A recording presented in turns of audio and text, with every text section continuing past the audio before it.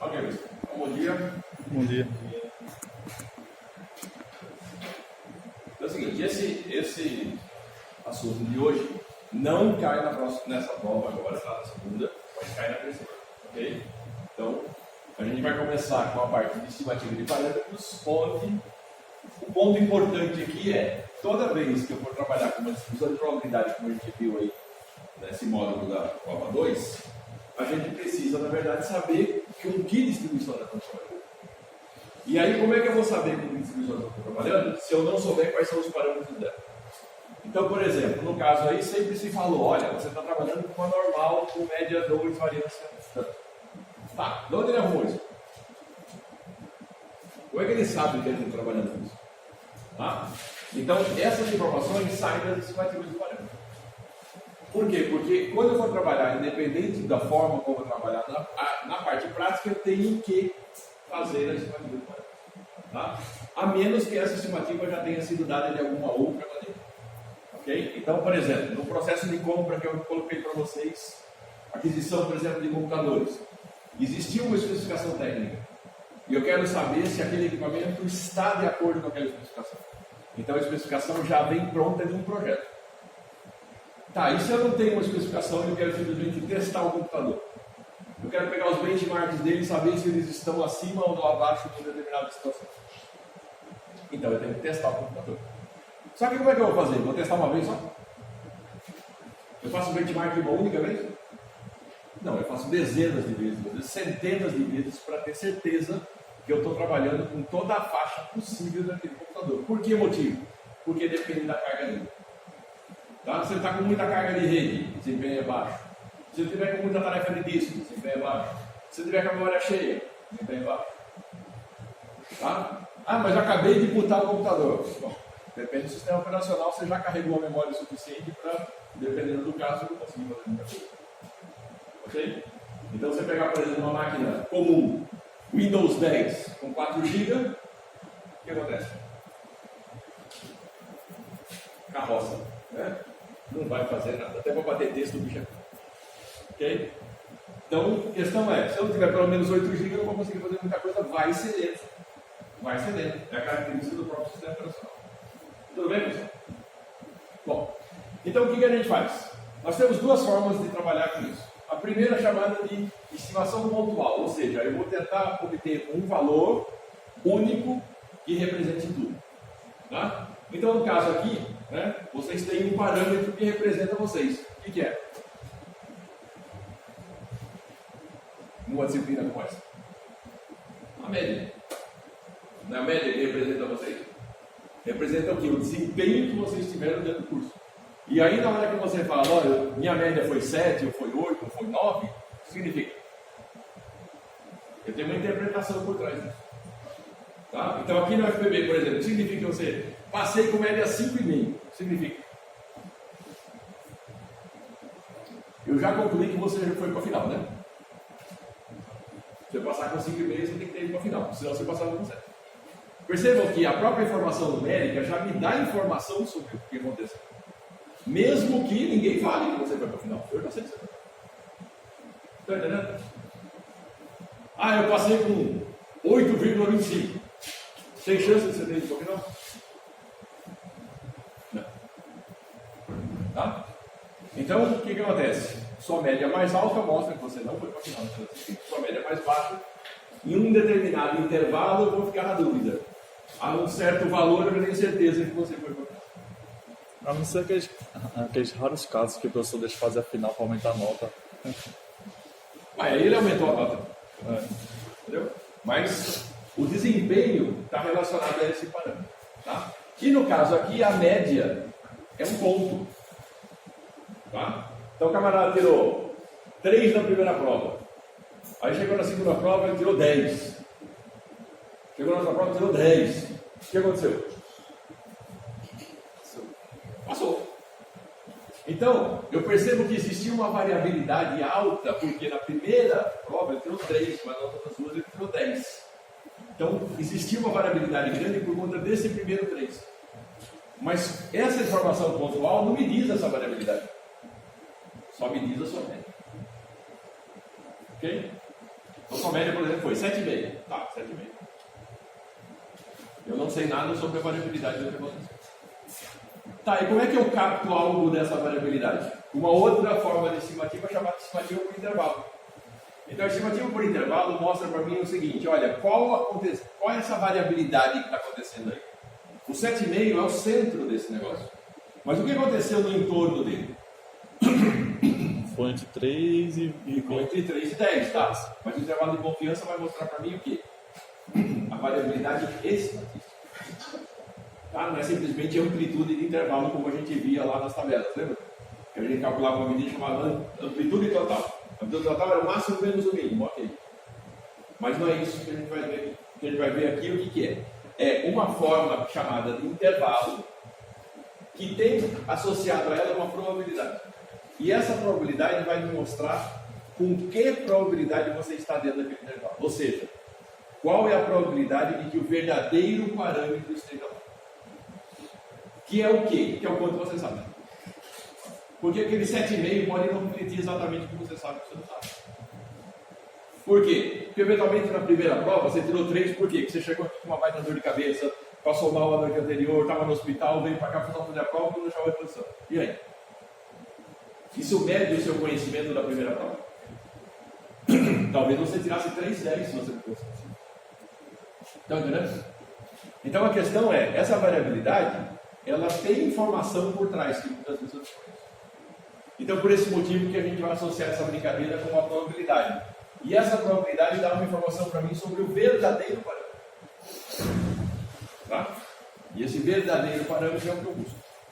Independente de ser isso na sala de aula, das notas de vocês, ser com respeito, por exemplo, ao benchmark do computador, ser, por exemplo, com respeito à taxa de transferência da sua memória, ou seja, todas as coisas relacionadas àquilo que a gente faz na computação vão ter intervalo.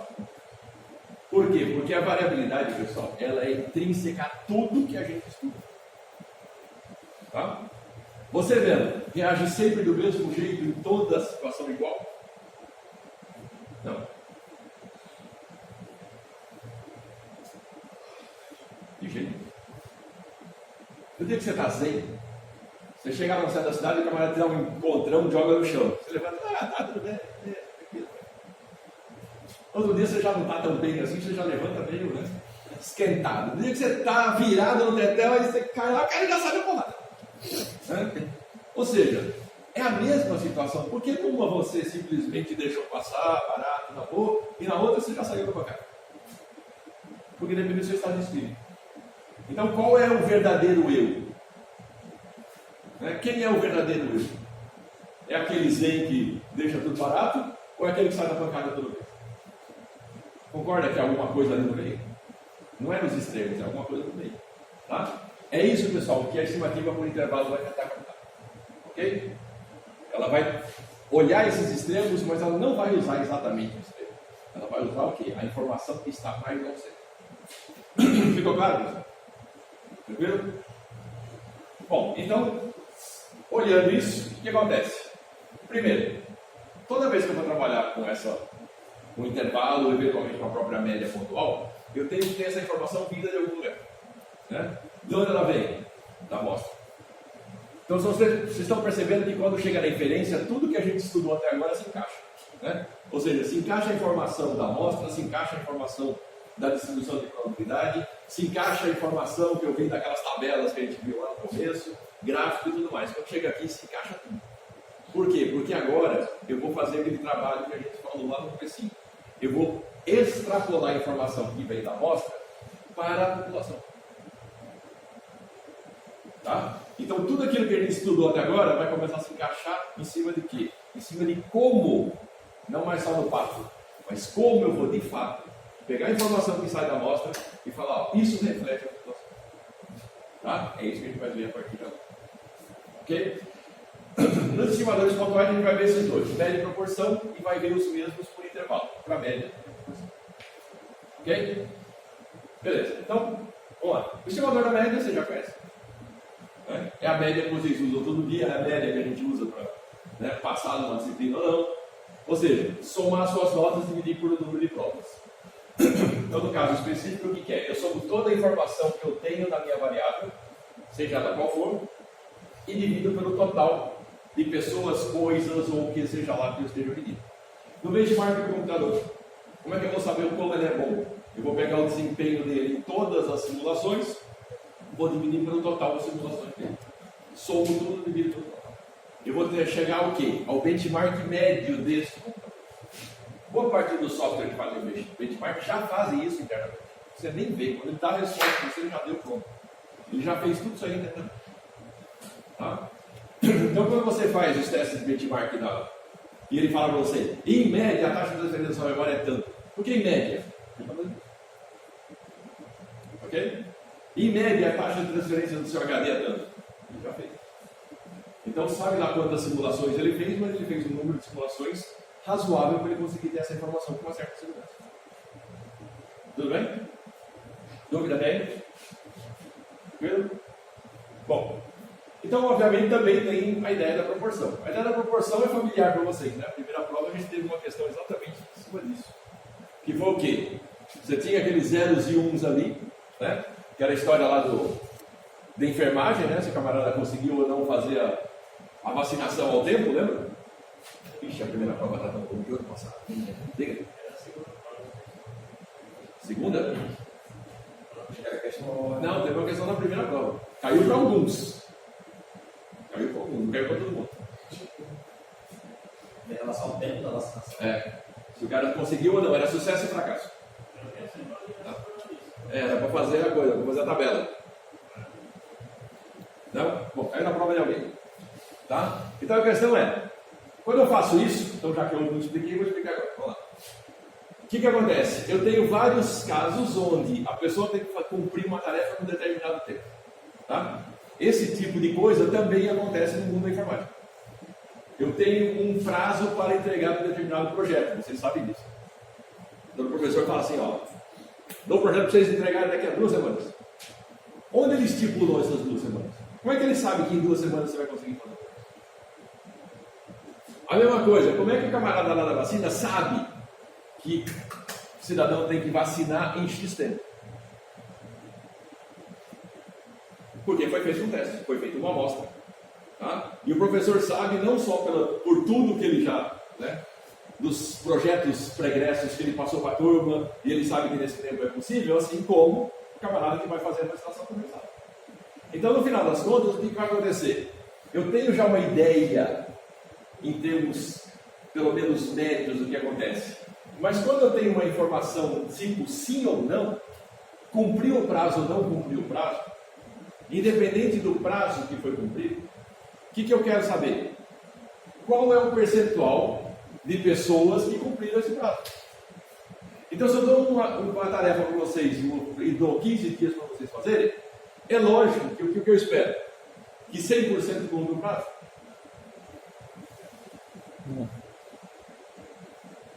Eu já sei que tem gente que não vai cumprir. Por N motivos. Porque deixou para fazer no último dia. Porque ficou esperando os colegas fazer para depois olhar como é que fez para ele fazer igual. Ou seja, um monte de motivos. Tá? Então a questão é, a gente sabe que num percentual desse, na hora que eu somo zeros e uns aqui, quem conseguiu e quem não conseguiu, o que vai acontecer? Eu tenho um percentual aqui de pessoas que conseguiram e pessoas que não conseguiram. Em cima de quê? Em cima de todas as pessoas que tinham para fazer aquele projeto. Ok? Diga. É isso mesmo? Tá? Tudo bem, pessoal? Então a questão é, toda proporção que eu for estudar, raramente é 100%. Assim como raramente é 0%. Tá? É muito raro que esteja nos extremos, ela vai estar no meio. Ok? Então, por esse motivo, o que eu vou fazer? Isso aqui tem cara de uma coisa, né? Distribuição binomial. Não tem cara, não, pessoal. É a própria. Tá? E aí eu tenho as combinações possíveis de quantas pessoas vão ou não entregar esse projeto. Isso me dá a probabilidade calculada pela própria binomial. Por isso que apareceu esse NP' que está aqui. Esse NP' significa o quê? Significa que eu peguei a informação a partir da amostra. Aquele N lá, o que significa? Não é mais o tamanho da amostra, é o tamanho da população. Então, a partir da informação que eu consegui para a minha amostra, eu já estou extrapolando isso para a população inteira. Vocês vão começar a ver isso muito em breve. Né? Vai começar a ter uma eleição logo, né? Então, o que vai acontecer? Vai começar a aparecer uma pesquisa de opinião. O que significa essa pesquisa de opinião? Significa exatamente isso aí. Qual é a proporção de pessoas que votam no candidato A, no candidato B, no candidato C? Mas aí, o que eles fazem? Eles fazem uma amostra muito grande, 3 mil, 4 mil, 5 mil pessoas, e extrapolam o país inteiro. No centro da cidade e só. O problema é que eles fazem a pesquisa de forma muito errada. Não, só vai lá no centro da cidade e fica lá, não. Com 100 réis lá esperando o povo passar. Tem gente que nunca vai lá e nunca vai ser, né, entrevistado. Tudo bem? Então aí também depende do quê? Da forma como foi feita a amostragem que a gente viu nas aulas passadas. Se eu fizer isso de forma representativa, eu posso fazer isso aqui com tranquilidade. E se eu não fizer de forma representativa, o que significa? Estou fazendo besteira. Tá? Então, por isso que muitos dessas pesquisas de opinião que aparecem por aí, vai botar no candidato A, B, C, simplesmente são influenciadoras, elas não têm nada de estratégia. Por quê? Porque pegam a informação sempre num ponto da cidade. Eu não posso dizer que um ponto da cidade reflita a cidade inteira. Tá? Então, por esse motivo, vocês vão ver. Em alguns casos, os caras acertam. Não vai errar sempre. Mas tem casos que eles erram absurdamente. Né? Foi passado, retrasado, que o governador do Mato Grosso, foi? Os caras esperavam um candidato ganhar disparado e de repente o cara perdeu já no primeiro turno. Como é que pode um cara ganhar no primeiro turno, de repente ele perde no próprio primeiro turno? Nem no segundo turno. Ah, significa o quê? Informação errada. Pesquisa mal feita. Metodologia errada. Tá? Mas via de regra, galera, sempre é desse jeito. Então a média vai ser usada da forma da média que você já conhece e a proporção desse jeito. Onde esse cara aqui é binário. Tá? Fez ou não fez, vota ou não vota, conseguiu ou não conseguiu, está de acordo ou não está de acordo, ou seja, é uma coisa binária, certo? Tá? Isso aqui remete-se diretamente com a distribuição binomial. Tudo bem, pessoal? Tranquilo? Então começaram a entender porque a gente estudou tudo, esse monte de coisa para chegar aqui? Que agora as coisas estão começando a chegar. Tá? Muito bem. Então, a questão é, a estimativa pontual, ela tem um probleminha. E a gente já viu isso naqueles exemplinhos que a gente fez e está na lista de exercícios de vocês. Se eu pego lá um conjunto pequeno de informação, né, 1, 2, 3, que a gente fez na sala, faço a amostragem com reposição, sem reposição, eu tenho alta probabilidade de chegar no verdadeiro valor, correto? Mas eu tenho certeza que eu vou chegar lá? Não, nada me garante que eu vou chegar lá. Tá? E pode acontecer de eu estar nas caudas da distribuição, mesmo fazendo tudo direitinho. Então, no caso do 1, 2, 3 lá, pode acontecer, por exemplo, de eu fazer uma amostragem com reposição e pegar 1 e 1. Pode. Pode acontecer de eu pegar 3 e 3? Pode. Mas 1 e 1, 3 e 3 estão lá nas pontas. Não é a verdadeira informação. A informação verdadeira está no 2. Mas eu ainda posso obter 1 e 2, 2 e 1 e chegar no 1,5. Posso pegar 2 e 3, 3 e 2 e chegar no 2,5. E também não chegar no 2. Mas perceba que eu estou chegando cada vez mais perto. Na lista de exercícios, se não me engano, tem um exercício com 5 números, não tem? Né? E aí o que acontece? Eu vou perceber que esse número vai aumentando. Quanto maior a população, maior o número de probabilidades e possibilidades de números que eu tenho. Isso significa o quê? Significa que eu tenho uma maior probabilidade de começar a ficar longe da minha verdadeira meta. Tá? O que vai me garantir que eu vou tentar chegar próximo? As metodologias da amostragem. Infelizmente a gente não viu isso aqui. Tá? Viu só a ideia central, mas como é que eu faço aquelas coisas? Isso aí tem livros próprios para você estudar. Tem um livrinho chamado Cochrane de amostragem desse tamanho, assim, dá para você se divertir bastante. Tá? Bom, mas a ideia o que é? Já que eu sei que eu não consigo chegar sempre no verdadeiro parâmetro, então eu vou tentar criar um intervalo que diga para mim que ele deve estar por ali. Onde? Em qualquer lugar desse intervalo. Ficou claro? Tá? Muito bem, mas para fazer isso, o que vai acontecer? Para eu criar um intervalo que eu vou chamar de intervalo de confiança, a ideia é, primeiro, eu preciso do parâmetro. Segundo, eu preciso determinar com que probabilidade eu quero que ele esteja lá. Tá? E terceiro, obviamente que quando eu fizer isso aqui, eu vou também ter que conhecer a distribuição de probabilidades. No caso, esse intervalo de confiança é um intervalo menor do que aquele intervalo Do tempo do total. do total, certo? Tá? Então o que vai acontecer? Eu preciso dessas três informações para conseguir criar esse intervalo. Tá? Então vamos ver como é que isso acontece. A ideia basicamente é a seguinte, pessoal. A gente tem três casos dentro da ideia de intervalo de confiança para média. Tá? O primeiro caso é simplesmente o seguinte: olha, a variância é conhecida. De que jeito? Ela foi informada. Isso acontece principalmente quando eu estou trabalhando com aquela questão dos fabricantes, a especificação técnica. Alguém já me deu isso, já me disse como é que é. Tá? Segundo caso, a minha amostra, a variância é desconhecida, mas a minha amostra é grande, é maior do que 30. Então, no caso da média, o que a gente sabia quando a amostra era grande? Significava o quê? Que a distribuição amostral era normal, né? Lembrem-se disso. Tá? E o outro caso, o que acontece? Olha, a variância é desconhecida, mas a amostra é pequena. Tá, quando a amostra é pequena, o que acontece? A amostra pequena significa que eu não dou mais a distribuição normal. Então hoje vocês vão conhecer mais uma distribuição aqui, que é chamada distribuição T. Tá? T de student.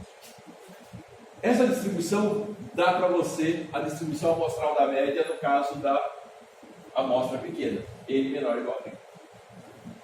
Bom, beleza. Mas como é que eu vou construir o intervalo? Eu já sei que tem três casos, mas o intervalo vai ser sempre construído da mesma maneira, tanto faz o caso. A primeira coisa é, eu quero que no centro esteja o meu verdadeiro parâmetro. Tá, como eu tenho uma distribuição, seja ela qual for, o que eu espero? Eu espero que aquele centro seja o verdadeiro parâmetro, um pouco para mais, um pouco para menos.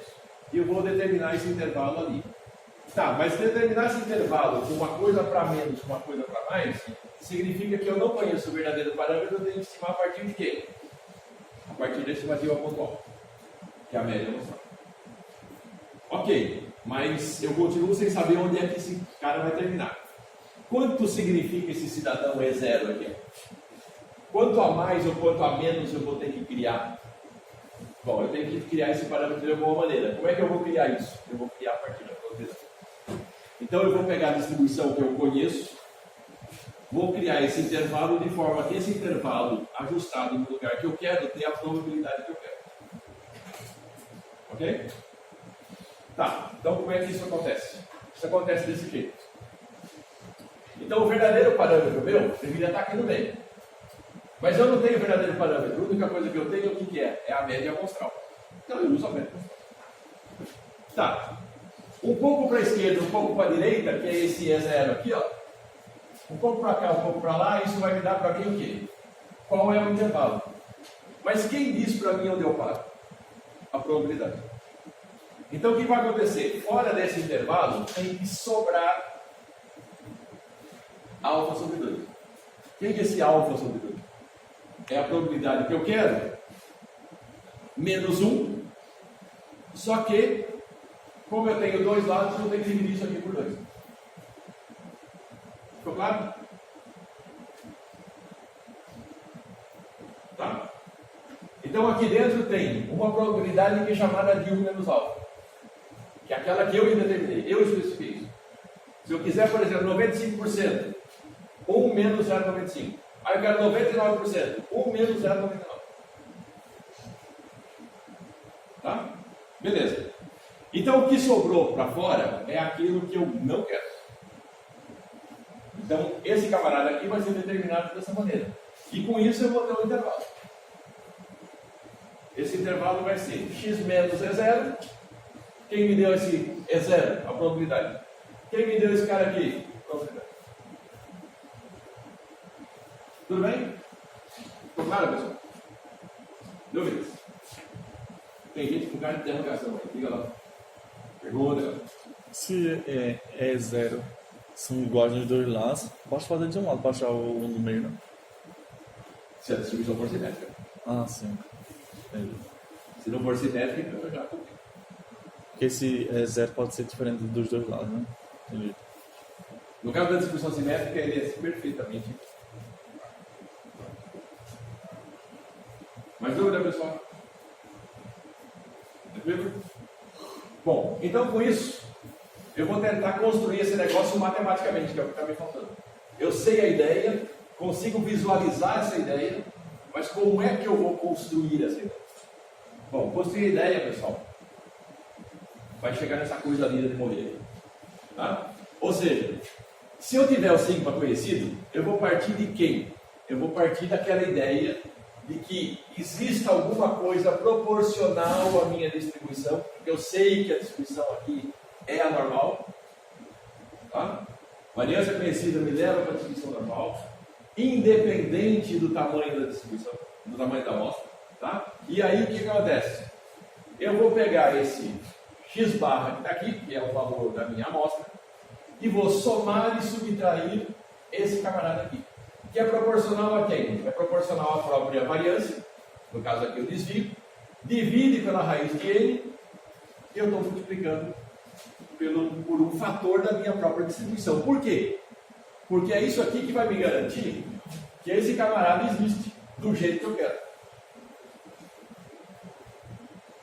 E por que esse z? Porque esse z está na distribuição normal 0,1, padrão, que é aquela que vocês têm na tabela. Tá? Então, com isso, eu consigo saber exatamente quem é o cara que vai estar lá com esse E0. Tá? Beleza. Como é que eu denoto isso? Tem duas maneiras de você denotar. Tá? A primeira você pode escrever como essa aqui de cima. A probabilidade de x, ou seja, você vai ter um valor aqui menor ou igual a μ, porque esse μ é o verdadeiro parâmetro de média. Ou um outro cara que é maior do que o de lá, isso é igual a 1 menos alfa. Então, se eu falar, olha, eu quero uma probabilidade de 95%, o que vai acontecer? Eu vou ter um valor entre, vamos supor aqui, 3 menor ou igual a μ, menor ou igual a 5, igual a 0,95. Ok? Tá. E se eu não quiser usar isso aí? Tem outra alternativa aqui ali embaixo. A alternativa de baixo eu vou dizer o seguinte, olha, o intervalo de confiança de 95% para a média vai estar entre 3 e 5. Só que no de baixo não tem o 95, né? Tem. O menos alfa. Ah, Tá? Então, pessoal, as duas notações passam para mim a mesma informação. Tá? Escolha uma vontade do freguês. Escolha aquilo que você achar melhor, aquela que você quiser e use aquilo que você achar. Ok? Tanto faz uma quanto a outra. Trazem a mesma informação. Mas escolham. Vocês têm que escolher entre uma das duas. Tudo bem? Tranquilo? Dúvida até aí? Diga. O Z é a distribuição normal com 0 e 1, né? Isso. Aí esse alfa sobre 2, o que é que está diferenciando? Esse alfa sobre 2 aqui é justamente quando eu for falar aqui que é 95%, significa que é 1 menos 5%. Então o que acontece? Sobra o que para o lado de fora? 2,5% para um lado, 2,5% para o outro, ou seja, 5% dividido por 2. Tá? Porque eu não estou querendo que sobre dos dois lados da distribuição, então eu tenho que dividir por 2. peraí, 95% ele é 1 menos 5%, né? Sim.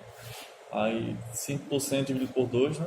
Aí tem 2,5% do lado de lá, 2,5% do lado. Entendi. Ok? Mais dúvida, pessoal? Tranquilo? Ok, então vamos ver um exemplo aí para melhorar as ideias. Então é o seguinte, esse exemplo aí está dizendo para mim o seguinte, ó, uma empresa montadora de computadores fornece uma garantia para os seus produtos de 12 meses. A amostra de 13 dos seus computadores em teste de acelerado de vida usaram o tempo equivalente de 11,6987 meses. Tá. Aí se você olhar isso aí e falar assim, esses caras são safados, já estão roubando de mim um pedaço do mês e tal. Calma. A empresa anuncia que o seu desvio padrão do tempo de vida dos computadores é 0,5657, ou seja, essa informação a empresa deu. Tá? Então essa variância é conhecida, porque a empresa está me dando essa informação. Joia. Determina o intervalo de confiança de 95% para o tempo de vida médio dos computadores montados por essa empresa. Ou seja, não é mais só dessa amostra, é de todos os computadores que essa empresa faz. Estão entendendo que eu já não estou mais falando daquela amostrinha lá de 13? Eu vou pegar essa amostra de 13, se eu fiz isso direito, com esses 13, eu vou dizer sobre todo o processo de fabricação dessa. Tá, então é o seguinte, perceberam que o enunciado começou a ficar meio grandinho, né? Conselho, leia uma segunda vez. Tá? Eu sei que muita gente gosta de ler, é chato, o enunciado grande. Olha, é fundamental entender tudo que está no enunciado para você conseguir fazer direito. O exercício, senão você vai errar. Mesmo sabendo fazer. Então vamos lá. A empresa montadora de computadores fornece uma garantia por 12 meses. Se 12 meses serve para alguma coisa? Para nada. É simplesmente o valor da garantia dele. Bom. Tá. Amostra de 13. O que significa isso aqui? N minúsculo igual a 13. Tá. Nos testes de acelerado de vida cruzaram o tempo de vida médio. Isso é da amostra da população. Isso é Mi ou é X bar? X bar. Por que é X bar? Ele está se referindo a essa amostra de 13. Tá? Então aqui ele está dizendo o seguinte: X barra igual a 11.6987. Beleza? A empresa anunciou, olha lá, não é mais amostra. A empresa está anunciando que o desvio padrão do tempo de vida dos seus computadores, ó, empresa computador, é de 0,56. Ou seja, agora não é mais S, é SIG. Tá? Beleza? Todo mundo entendeu? Se não entendeu, pergunta. Né? Vamos lá. Determina o intervalo de confiança de 95%. Então significa que 1 menos alfa é 95%. Concorda? Quanto vale alfa? 0,05. 5%. Tranquilo? Tá, o que mais que eu preciso? Usar 4 casos decimais. Pronto. Vocês vão ver isso agora, pessoal, em todos os exercícios. Por que motivo? Por aquela bendita história do erro multiplicativo. Tá? Então aí pelo menos 2 casas decimais vão ser preservadas. Das 4 que você tem, 2 com certeza vão ser preservadas. E 2 possivelmente não. Ok? Então lembre disso. Tá joia? Então vamos lá. Como é que a coisa funciona? Simplesmente botar na equação. Qual delas? Aqui você escolhe. Eu escolhi a segunda. Tá? Eu escolhi essa aqui. Essa de baixo. Tá? Vontade do freguês. Cada um escolhe o que é. Ah, eu gostei mais de cima. Todas as 2 estão certas. Não tem certo ou errado aqui. Escolha a que você preferir. Tanto faz essa quanto essa. Beleza. Então nesse caso aqui eu escolhi a de baixo. Então eu estou dizendo para você o seguinte. Olha, o intervalo de confiança 95% para a média. Vai ser quem? Os 11.6987 que veio da amostra. Menos 1,96. Onde está esse cara aqui? Distribuição normal, né? Tabela. A gente vai para a tabela e vai olhar lá a distribuição normal. Como é que eu olho isso? De dentro para fora, lembra? Tá? Então eu vou procurar quem estiver mais perto lá dos 95% e olho ao contrário, do centro para fora. Tá? E olha, então o valor deu 1,96. Multiplicado por quê? Pelo sigma. Sigma está aqui. 0,5657. Dividido pela raiz de n. São 13. Joia. O lado de lá é a mesma coisa, só que somando. Faz as contas, matemática superior infantil moderna, chega a 11,39 e 12,0.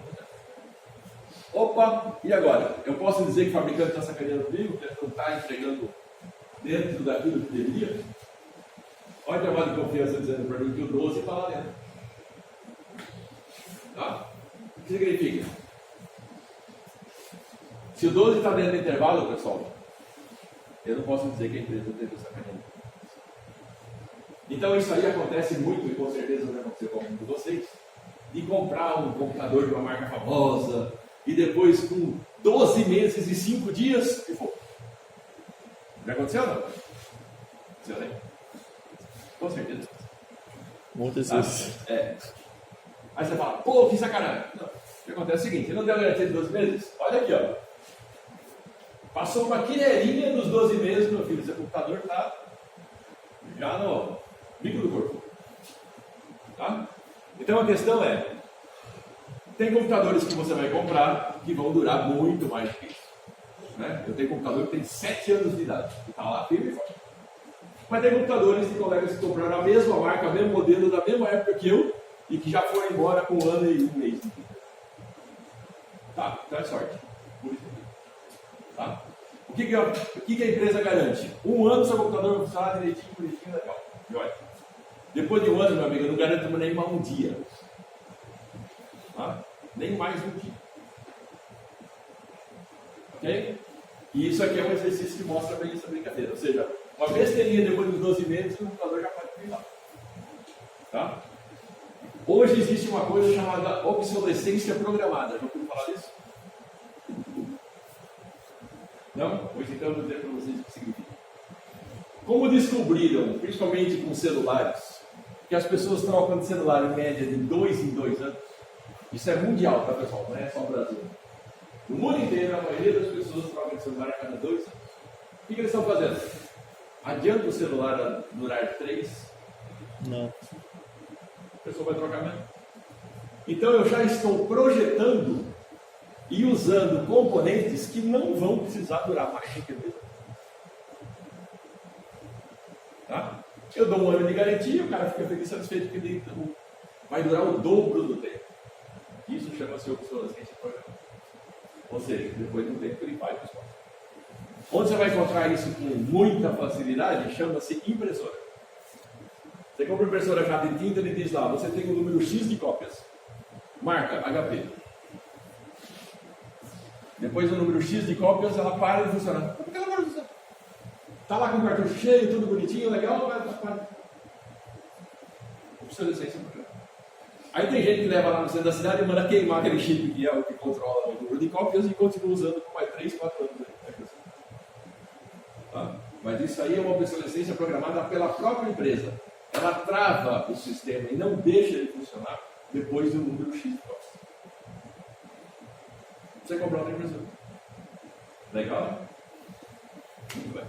Acho injusto, né? Porque você pagou por isso. Né? Isso sim é uma baita sacanagem. Entendeu? Porque você compra o negócio, pagou. Você não pagou para durar 2 anos. Só que quando chega no determinado ponto, você para de funcionar. E tem gente que fala, vou mandar na assistência técnica. Chega lá, o cara fala, não achei defeito da impressora. Mas tem gente que já sabe, né? Dá aquela cascavilhada na internet e já descobre que tem um chipzinho lá dentro que foi programado para parar de funcionar a impressora por 2 anos. Tem muito lugar que eles tiram. Tem outro lugar que eles tiram. Chip, tchau, ele não funciona mais, não tem mais essa trava, a impressora não funciona. Lá no terceirão tem um monte de gente que sabe fazer. A hora que a sua impressora parar de funcionar, se for HP principalmente, leva lá, os caras vão dar um jeito dele. Tá? Beleza, bom? Dúvidas? Tranquilo? Tá, então, coisa super importante. Não adianta só me dar o resultado, eu preciso da interpretação. Tá? Lembra que a interpretação é ultra importante. Tá? Essa aqui é a verdadeira resposta do exercício, não isso. Isso aqui são os cálculos que me levam a chegar até aqui. Esse valor 196, qual foi o valor que a gente foi na tabela lá? 95%. 95%. Tá? Na verdade, 1 menos 95%. Você vai procurar alfa aqui. Vai procurar 5%. 0,05%. Tá. Bom, então vamos lá. Então é o seguinte, o intervalo de confiança de 95%, por que eu tenho que dizer 95%? Porque eu posso ter outro intervalo de confiança com outro valor, porque cada um estipula o valor que quer. Tá? Então esse aqui é um parâmetro importante. Para o tempo de vida médio de todos os computadores montados por essas empresas, varia entre 11,39,12 e 12,0062 meses. Professor, Nada de programada não seria o alfa sobre 2, não? Sim. Porque aqui você está trabalhando com alfa sobre 2. Tá certo, valeu. Tá. Então o que acontece é, agora eu estou dando uma resposta. Perceba que a minha resposta não é em cima daqueles 13 computadores, mas em cima de todos os computadores. Diga. Esse parâmetro C. Você vai pegar na tabela, exatamente o que ele falou. Alfa sobre 2. Pega 5%, vai na tabela, aí pega o valor 196. Você tem 5% dividido por 2, você vai procurar o quê? Você está procurando quem são os caras lá na tabela que dão para mim esse cara aqui. Tá? É o 5% dividido por 2. E já é 5% do tempo. Ok? Tudo bem, pessoal? Dúvida? Não é? Bom, então o que acontece é o seguinte, esse aí é o primeiro caso. Que é quando eu tenho o valor do desvio, ou seja, eu tenho o valor de sigma. Se ele me der a variância, a raiz quadrada dela. Tá? Mas isso aqui é um caso que se aplica muito bem a condições técnicas. Eu tenho a informação de alguma maneira.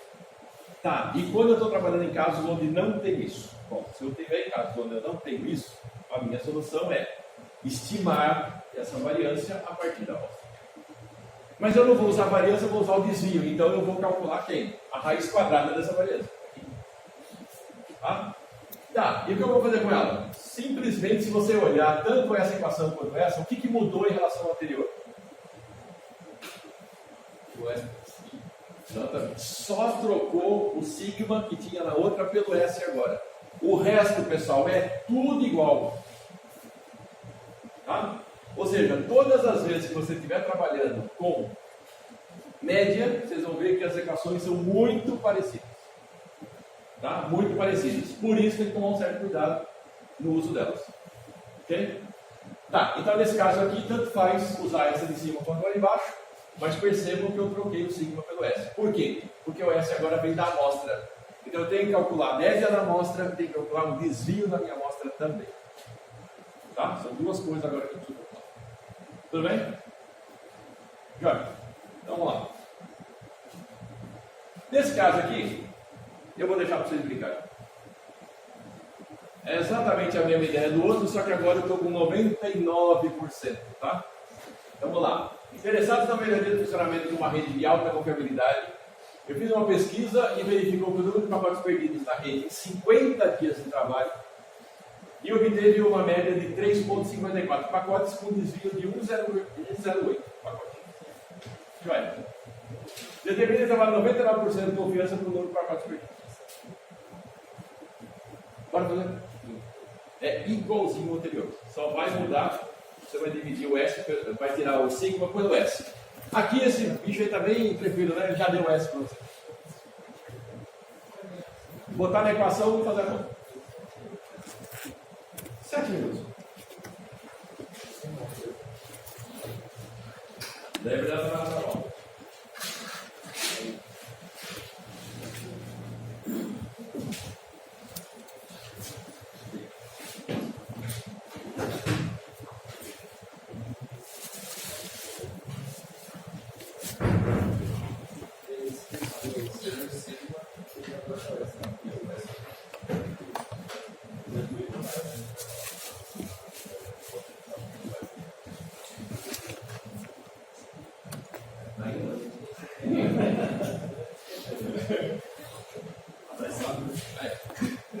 Isso vai ser na próxima aula.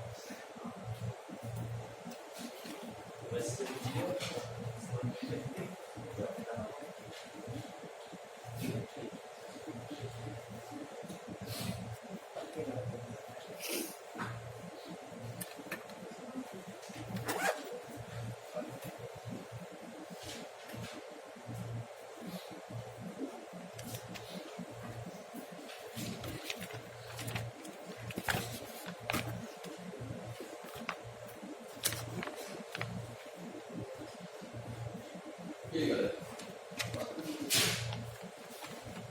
Vai. Você quer abrir? Não.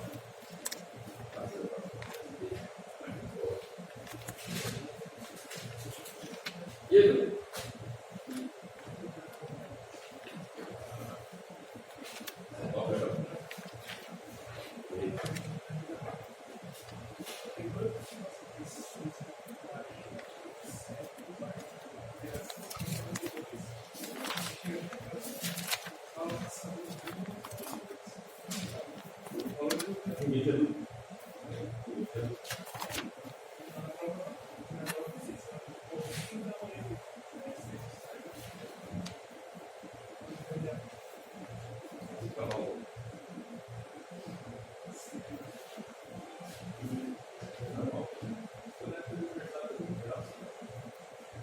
Não por que passa sobre isso.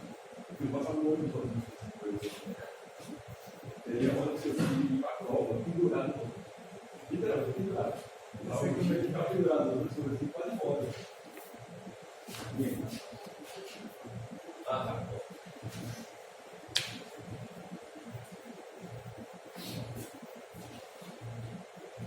Nessa? Vou sair fora daqui, peraí. Vai sair meu cabeção lá na porta. Essa mesmo? A outra não precisa?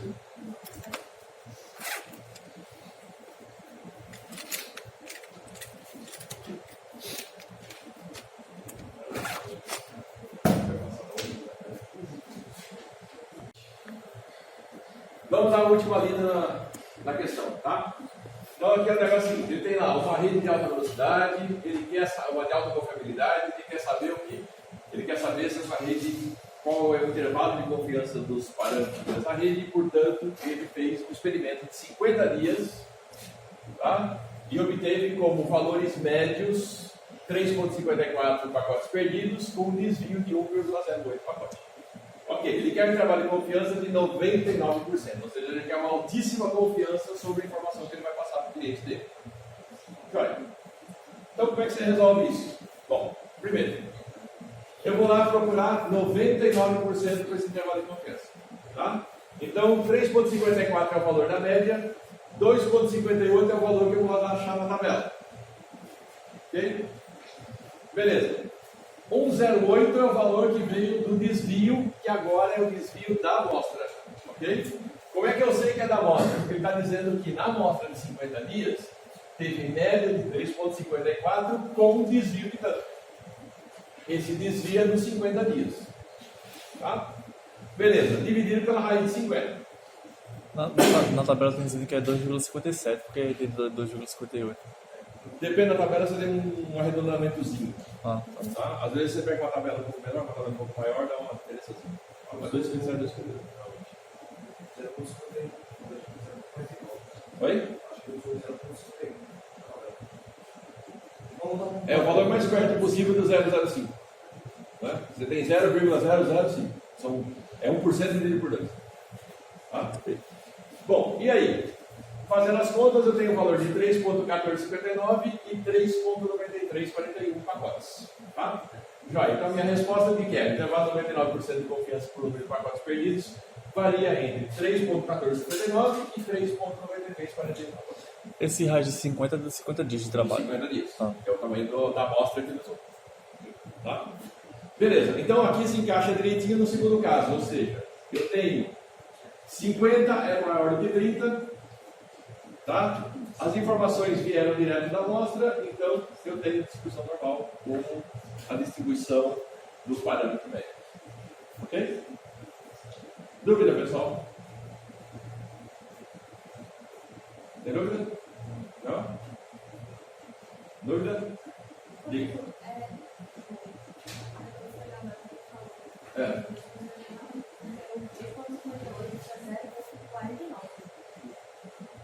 Tem que ficar mais perto.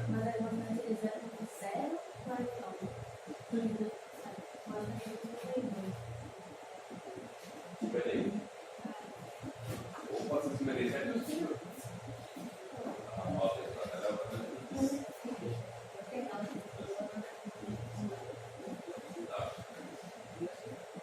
Não tem nada que a gente não pode produzir. Mais nada. É sempre chegar o mais perto possível. Okay? Nesse caso aqui, dá para ter uma variação 2,57 e 2,58, porque estão exatamente equidistantes. Se não me engano, um dá 0,051 e outro dá 0,049. Então, os dois estão na mesma distância do 2,57 é possível e 2,58 também. Tá? Foi isso que você viu lá, né? Tá? Então, tanto uma quanto a outra é possível. Okay? A diferença que vai dar aqui vai ser pequena. Quanto que deu na conta de vocês? Com 57? 3,1475. Percebam que o erro vai para a segunda, para a terceira e quarta casa decimal? Tá? O 3,14, pessoal, fica preservado. Por isso que 4 casas decimais. E o outro? O 3,9324. O erro de novo está aqui. Tá? Então, esse é o motivo pelo qual eu peço para vocês usarem 4 casas decimais. Percebam que as duas primeiras casas estão preservadas, mesmo com essa diferençazinha. Tá? Beleza? Dúvidas mais, pessoal? Tranquilo? Bom, então acontece o seguinte, a gente tem um terceiro caso ainda, que é o caso onde o N é menor ou igual a 30, tá? E o sigma continua sendo desconhecido. Ou seja, se o sigma for conhecido, não me interessa o tamanho da amostra. Podia ser 2, a distribuição é normal. Mas quando o sigma é desconhecido, aí eu tenho que pensar no tamanho da amostra. E se a amostra é menor ou igual a 30, eu vou considerar ela pequena. Tá? E se ela é pequena, o que eu vou fazer? Eu vou fazer a mesma coisa que eu fiz antes. Vou substituir o sigma pelo S, mas tem uma outra diferença. A diferença é, a distribuição não é normal. Aí vai aparecer esse cidadão aqui, ó, que vocês ainda não conhecem. Essa distribuição, pessoal, é uma distribuição meio-irmã da normal, chamada distribuição Tedeschild. Essa distribuição Tedeschild foi descoberta por um estudante, na época da graduação dele, e o bicho ficou com tanto medo de publicar o artigo que ele mandou o artigo com o nome de estudante. Aí o artigo foi aceito. E o camarada não se apresentou para dizer quem ele era. E o artigo foi publicado como estudante. E por isso, ele chamou a distribuição de distribuição T e virou distribuição T do estudante. Por isso que é T de estudante. Tá? Anos depois descobriu quem era o cara. Mas aí, cara, todo mundo já usava a distribuição como T estudante, T estudante, T estudante ficou. Né? Senão podia ter o nome do camarada aí. Mas o X da questão é, essa é uma distribuição também simétrica, parecida com a distribuição normal, mas não é igual à normal, e ela tem parâmetros um pouquinho diferentes. Primeiro, ela depende do tamanho da amostra, a normal não. E ela também depende da confiança que você quer.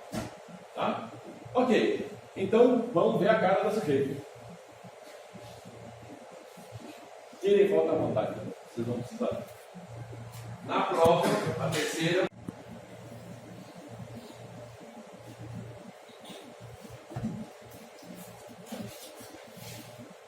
Beleza?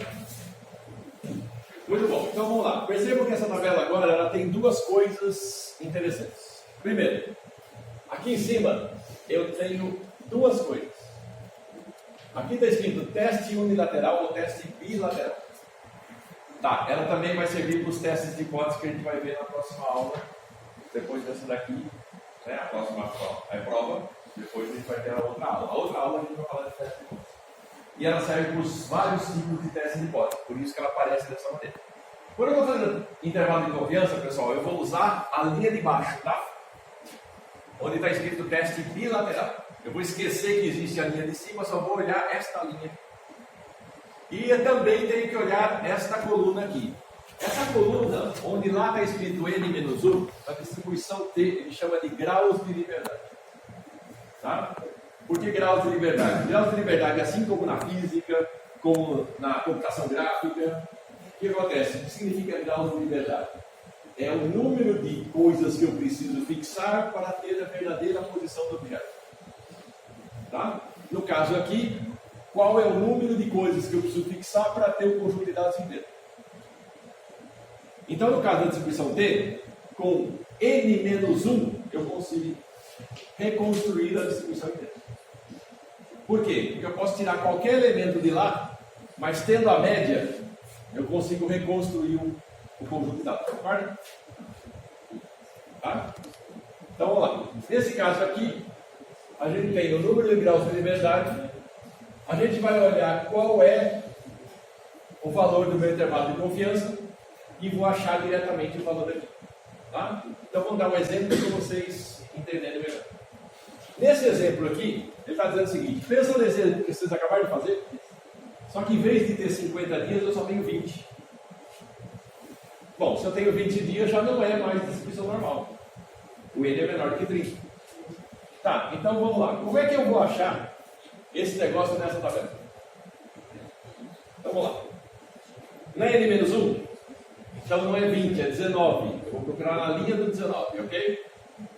Então eu vou para a linha do 19 e vou olhando lá em cima. Lá não era 1%? Não era 99% que eu queria? É isso que eu queria, não. Ó. Então 19, 1%, 2,8609. Segue a linha do 19, vem com a coluna do 1%. Vai chegar nesse valor aqui. Todo mundo enxergou aí? Como é que É porque faz 20 menos 1 é 19. Aí 19. o outro é 100% menos 1. Não, exatamente. 99% é 1% que sobrou. Aí fica 1%. Lembra que aqui eu não preciso fazer a conta do alfa sobre 2, tá? A tabela já está pronta para isso. Bem,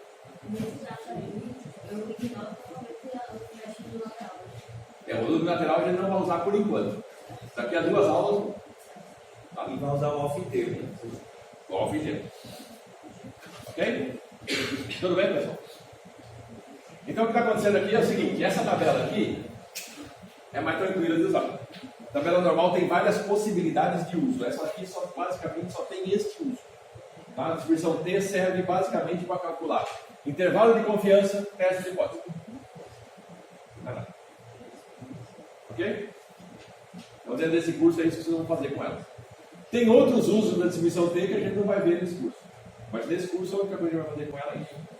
Na distribuição normal já não. Eu consigo calcular a probabilidade, consigo calcular toda a parte de intervalo de confiança e teste de hipótese. Tá? Tem até mais infinito ali. Sim, porque acontece o seguinte: o que acontece com 5%? Vamos pensar aqui que eu tivesse no mesmo 19 com 5%. O valor deu 2,09. Quanto que deu no outro exercício? Foi o 96? Tá. Quando que vai acontecer da distribuição T chegar na normal? No infinito. 1,96. Tá? Porque ela é assintótica normal, ou seja, ela vai chegando perto da normal, chega uma hora que ela é anormal. Então, Quando? o infinito, Quando esse N é muito grande. então o infinito representa o normal. Né? É o limite. Tá. Tá? Ou seja, o limite vai dar para mim exatamente a distribuição normal. Tá bom. Tudo bem, pessoal? Tranquilo? Então, a distribuição T ela é uma prima irmã da normal, onde no infinito elas são iguais. Tá? Mas eu preciso de ter uma amostra de tamanho infinito para ser exatamente igual. Tranquilo? Beleza? Muito bom. Então, agora que eu sei como fazer isso, querem tentar fazer? É só substituir o valor que vocês tinham no anterior por esse valor aí de 2,086. Não, 2,86 alguma coisa? Vai ter que fazer 20 menos 1, né? É 2,8609. Tá? Ele vai entrar exatamente no valor do Z de alfa sobre 2 que eu tinha antes. E aí as contas saem.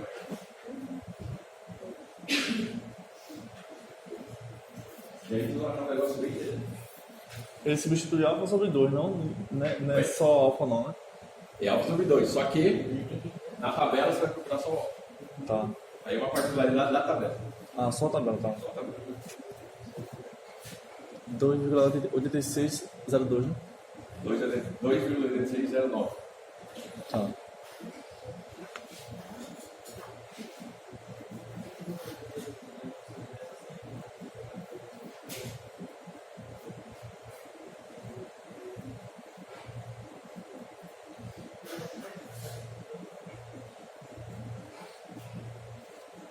Beleza, então vamos lá.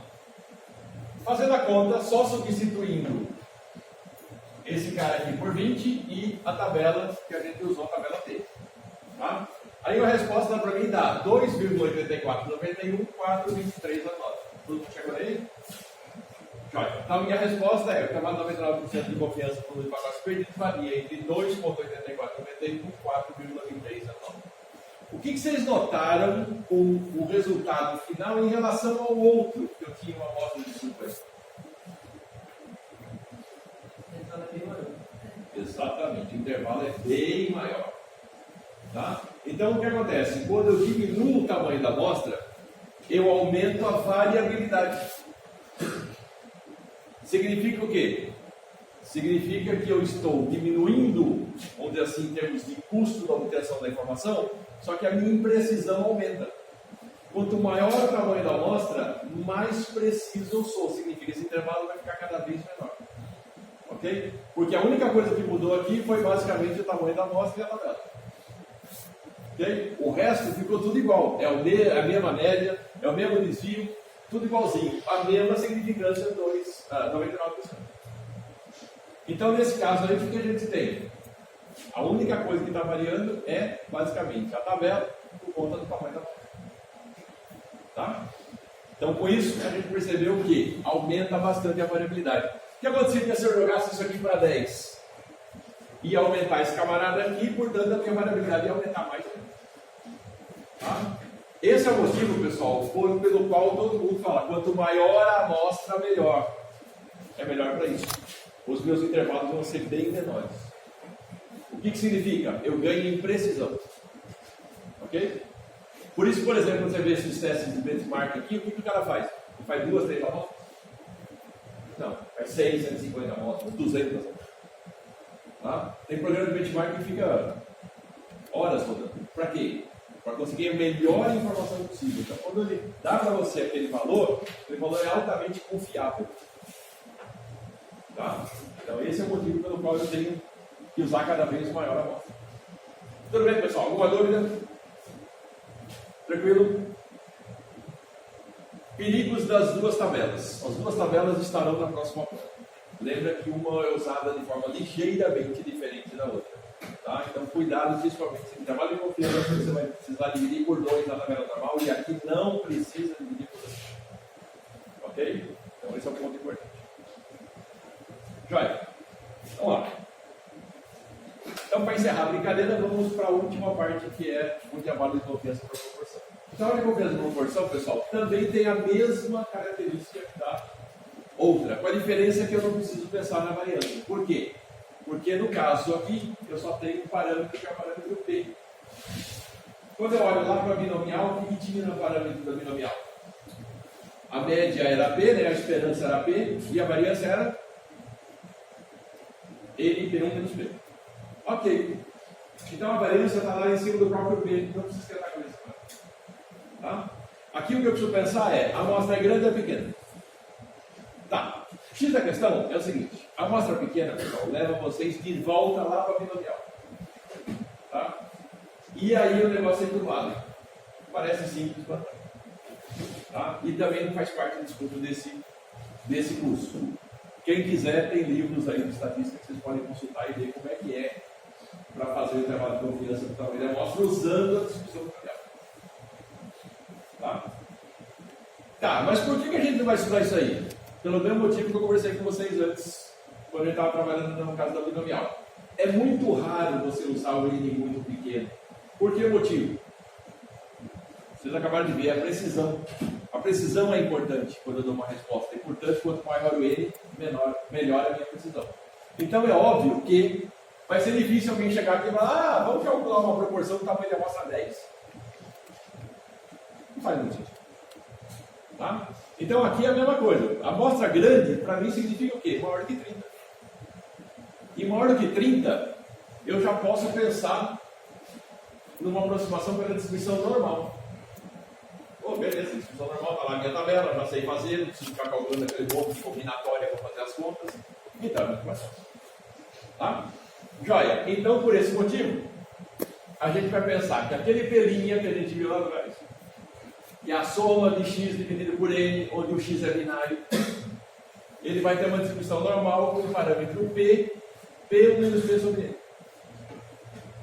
Tá? De onde saiu esse P1 menos P aqui sobre n? Da variância da binomial. Ok?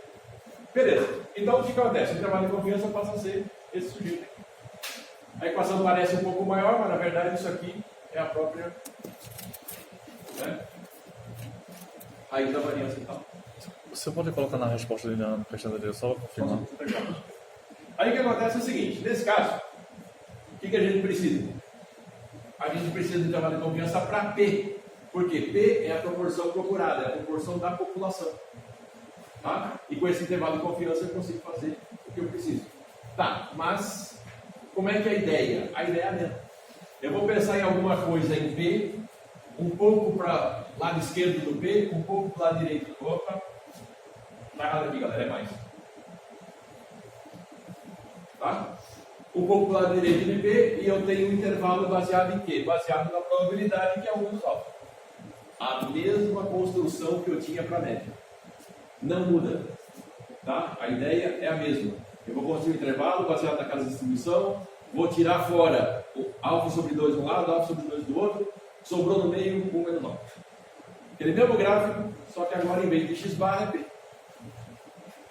Ok? Tranquilo? Dúvidas? O que eu queria? A questão anterior, só para ver o resultado. Essa aqui? É. Então o que vai acontecer? A distribuição é normal. Tudo que eu preciso saber é quem é o meu pelinha, porque vocês estão percebendo que tudo que está aqui, tudo que está lá, está relacionado a pelinha. Quem que é pelinha? É o valor que vem da amostra. Tá? Então, acabou a festa. Então, se vai. Aqui nesse exemplo ele está dizendo para ele o seguinte: um provedor de acesso à internet realizou uma pesquisa entre seus usuários para conhecer o grau de satisfação dos serviços prestados. Uma amostra aleatória de 100 consumidores, 55,2 estão satisfeitos com o serviço. Determina o intervalo de 95% de confiança na proporção global, ou seja, todos os usuários daquele serviço. Tá? E aí eu não sei quantos tem, mas eu sei que a minha amostra tem 100 consumidores. Quantos tem? Não sei. De repente é um servidor de esquina lá que tem 120, eu peguei 100. De repente é um servidor aí tipo Brisanet que tem milhares de usuários só em uma pessoa. Tá, e aí? Eu peguei 100. Tá? Tá joia. Então, o que eu tenho de informação aqui? Primeiro, N vale 100. Segundo, esses 55,2% são os que foram satisfeitos. Quem é esse cara aí? É a minha proporção pelinha. Tá?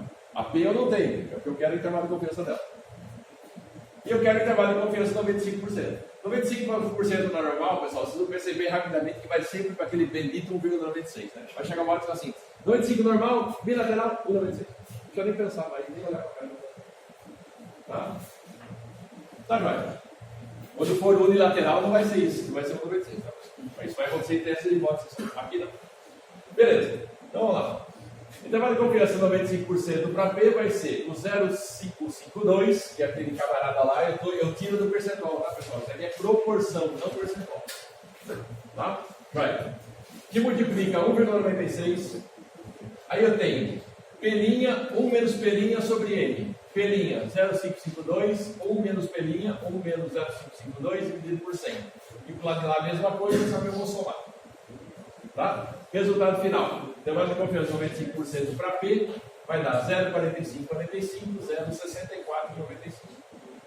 A minha resposta, intervalo de confiança de 95% para a proporção global dos usuários satisfeitos com o serviço. Tá? Eu não estou olhando os insatisfeitos. Ok? Varia entre 45% e 64,95% dos usuários. Ok? Tá. Ok? Bom, o X da questão, pessoal, é sempre o mesmo. Quando eu vou trabalhar com intervalo de confiança, eu tenho que trabalhar com a ideia de construir um intervalo a partir do ponto central. O ponto central para mim, sendo média ou proporção, é a estimativa pontual. Tá? Então a estimativa pontual é o ponto central da brincadeira.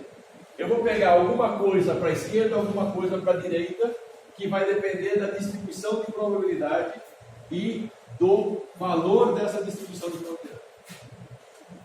Para calcular o quê? A probabilidade em si. A probabilidade em si, ela já é dada para mim.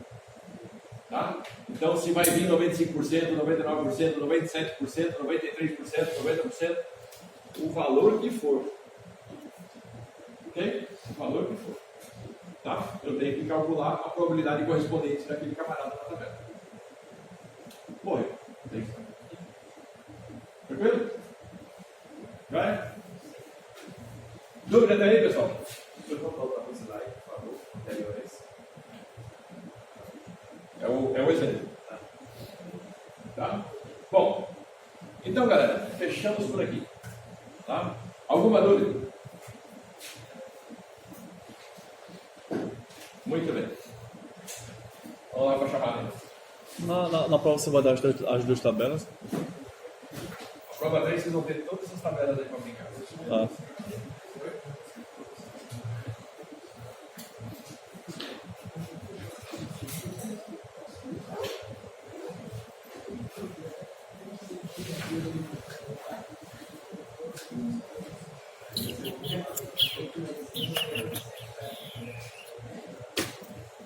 Vamos lá, pessoal, chamar.